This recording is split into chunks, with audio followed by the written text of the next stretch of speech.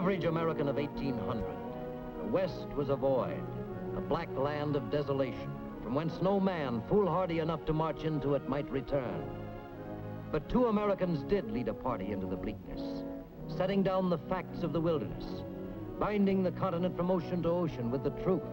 These leaders were Meriwether Lewis and William Clark. Together, they unveiled America's destiny. William Clark was born in 1770 in Albemarle County, Virginia. Following in the footsteps of his older brother, George Rogers Clark, conqueror of the Revolutionary Northwest, William Clark became a lieutenant in the Army of the United States.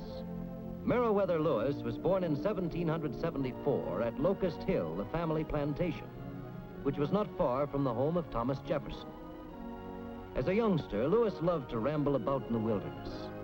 Both Lewis and Clark served under General Anthony Wayne, who trained his troops to a fine point for wilderness fighting.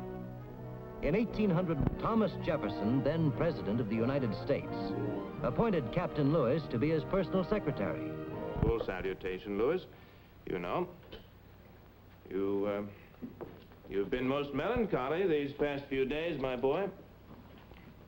I didn't realize that. Oh, you didn't realize that I hadn't forgotten that little plan of ours. Tell me, Lewis, do you think it's really possible that there are prehistoric mammoths out there?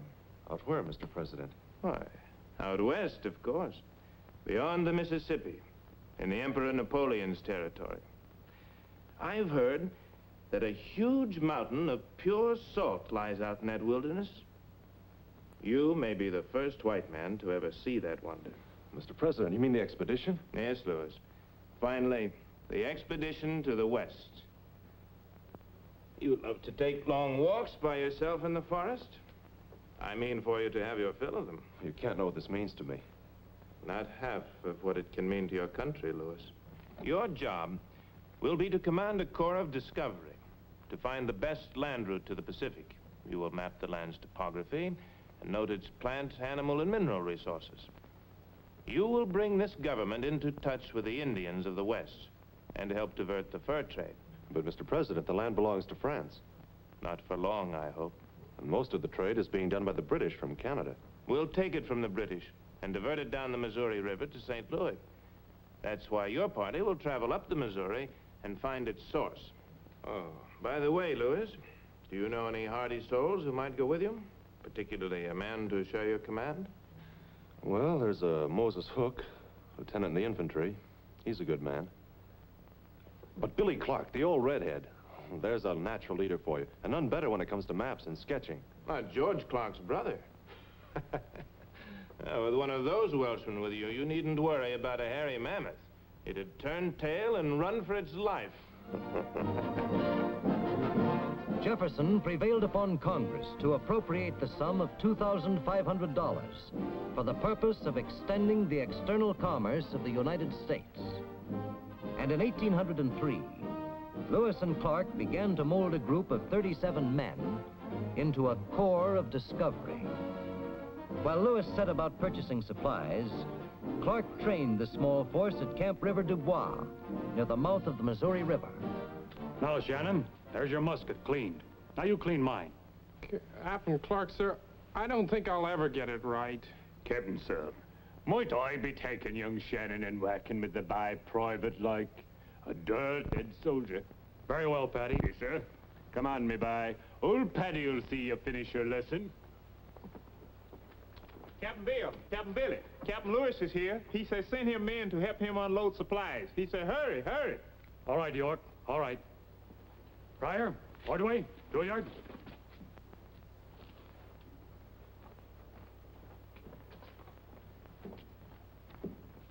Captain Billy, Captain Sir, that fool Captain Lewis done brought all manner of fool thing with him from St. Louis. Mern, how are you? Sure good to see you back. Did you see them transfer the territory at St. Louis? Oh, that I did. First from Spain to France, then from France to the United States. All in a matter of 2 days. Very formal, but the land is ours. Yahoo! Jefferson did it. The Corps Discovery won't need passports now. That's Yankee land, and all for $15 million. The Louisiana Purchase. And, what did the captain bring back this time to overload the boats and break our backs on the trails? Oh, mostly Indian presents this time. Tomahawks, red flannel, combs, butcher knives, 4 dozen of them. 8.5 pounds of red beads, and 73 bunches of assorted beads, 15 dozen scissors, 2,800 assorted fish hooks. Just a few odds and ends. I know, I know. One of the most important missions of this journey is to make a good impression on the Indians. Build up a happy trade with them. And to keep the men happy, I managed to bring our total supply of whiskey up to 30 gallons. That should get us well started. By the way, Captain Lewis, I got a letter from the War Office. Good. They finally got around to recommissioning you as a captain. Not as a captain, as a lieutenant in the artillery. What? Look here, Mern, you said we'd be co-commanders on this campaign. Well, that's the way I've always spoken of it. That's the way the men think of you. You've just as much authority as I, Billy, and that's the way it stays. Captain, with quotation marks around it, eh? I picked you, Billy, because I knew you could lead. I'm depending on you, Captain. You've got the confidence of the men. Together as co-commanders, we'll get to that Western Ocean and back again. Agreed? Agreed. By the way, how's the work coming with the boats? Oh, very well. The bateau's almost finished, and the 2 pirogues are ready and waiting. May 14th, 1804. The Lewis and Clark expedition started up the wide Missouri. It moved upstream through the last outposts of white man's civilization. And by October, the party had reached a point 50 miles north of modern-day Bismarck, North Dakota. Lewis and Clark selected this site for winter quarters. Here they built Fort Mandan and waited. Waited for the spring. And here they found Charbonneau, a Frenchman, and his wife Sacagawea, a Shoshone Indian girl. Merci. Say it, squaw. Merci. That's enough, squaw man. Oh, but of course, Captain. Still, Charbonneau does not understand. She is but a squaw. Among the Indians, she is less than nothing. At the most, property. And Sacagawea owes me much. She is a captured Shoshone girl. Who knows what might have happened to her if it had not been for me, a loving husband. But I am a weak man that cannot stand to see suffering. Her body is covered with the marks of your beatings. Well, I have shortcomings. But as you have said, I might be valuable to you as an interpreter. Still, I don't know. I don't like to be tied down. Perhaps some little incentive. Say $25 a month? Oh, Captain Louis, that is a very fine offer. You hear, Sacagawea?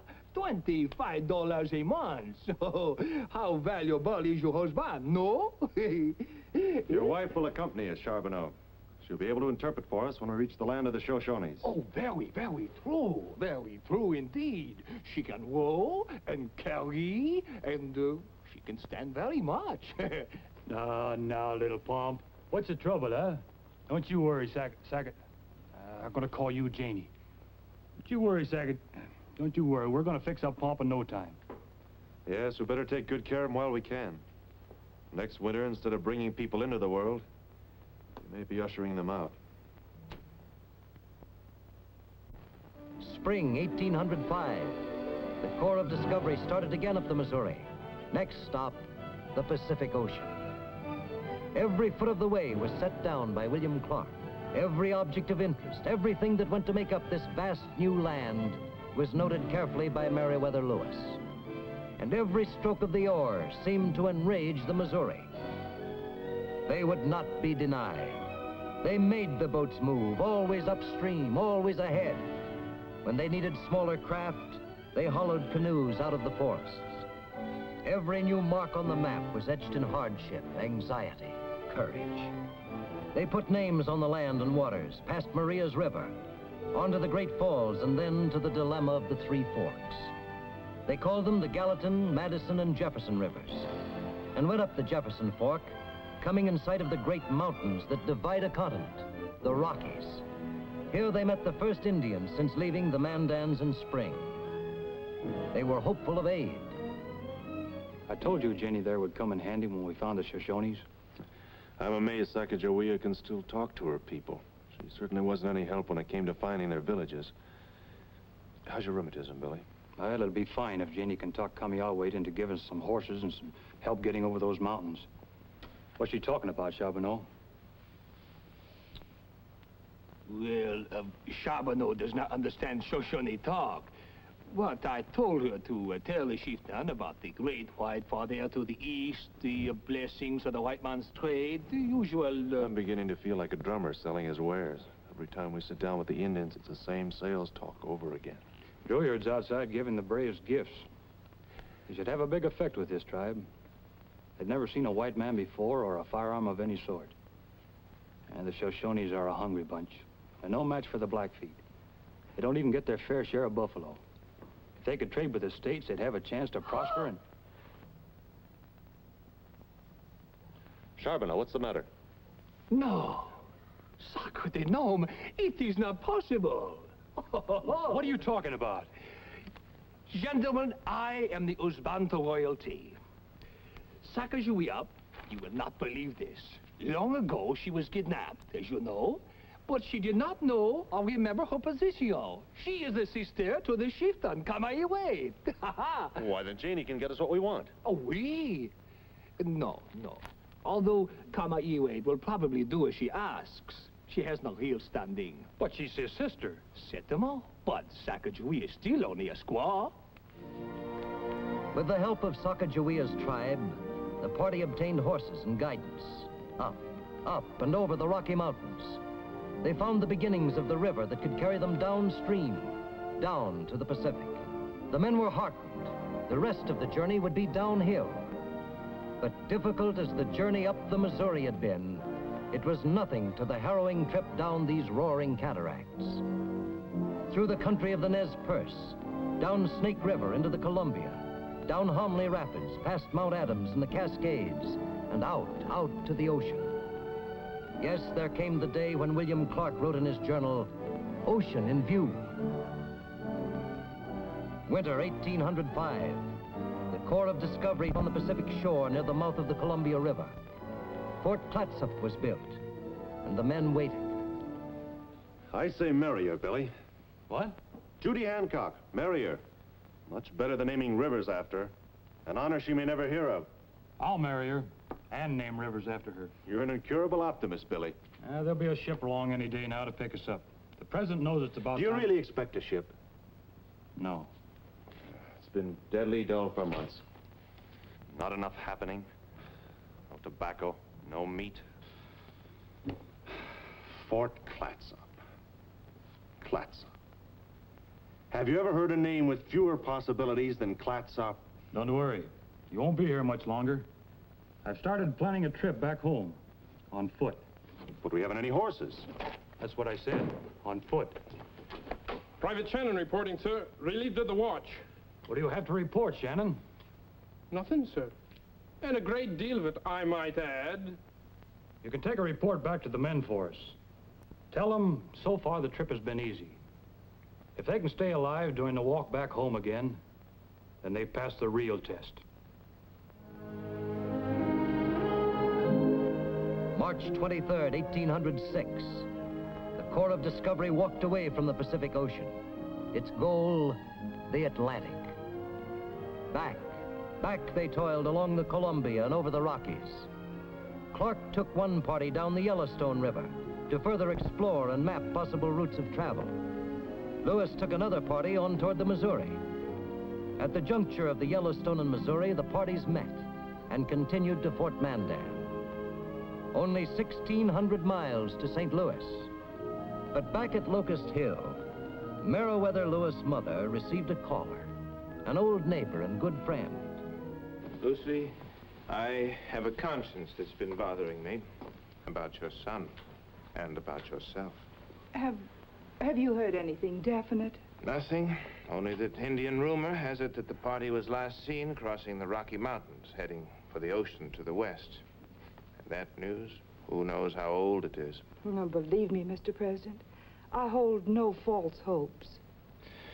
You know, Lucy, those two young men aren't the first I've sent to pry the lid off the wilderness.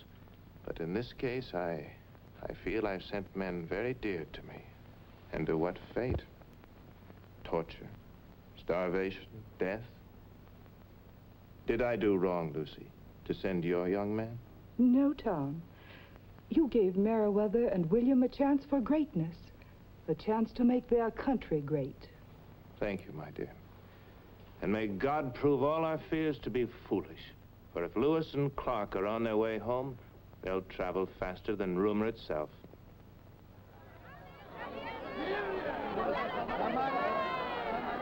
Listen to them, Mern. They sound happier than we do. St. Louis, Billy. They've got a right to be happy. It's all over. No more rotted elkskin clothing. No more choked cherry root medicine. No more Corps of Discovery. We did it, Mern. And now I'm going to get married. Judy Hancock, here I come. I'll go on to Washington and present our reports to President Jefferson. I just can't believe it. Look here, Mern. It's all over but the shouting. What we did only needs doing once. Thank heaven. It is together that we remember Lewis and Clark, for together they unveiled America's destiny and strengthened the claim of the United States to the Pacific Northwest. Neither could have done it alone.